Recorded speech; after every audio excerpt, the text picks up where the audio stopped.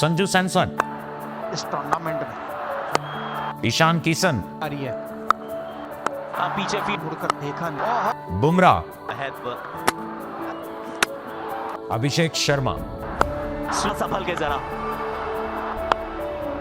આ માત્ર એક મેચ નથી પણ રેકોર્ડોનો વરસાદ થયો છે. સૌથી વધારે T20 નું ટાઇટલ જીતનાર ટીમ, લગાતાર બીજી વાર ટાઇટલ જીતનાર ટીમ, સૌથી વધુ રન કરનાર ફાઇનલની ટીમ, ઇન્ડિવિજ્યુઅલ સૌથી વધારે સ્કોર કરનાર ટીમ, સૌથી મોટી પાર્ટનરશિપ કરનાર ટીમ, સૌથી વધારે ટોપ 3 પ્લેયર ચાલનાર ટીમ, સૌથી વધુ માર્જિનથી જીતનાર ટીમ.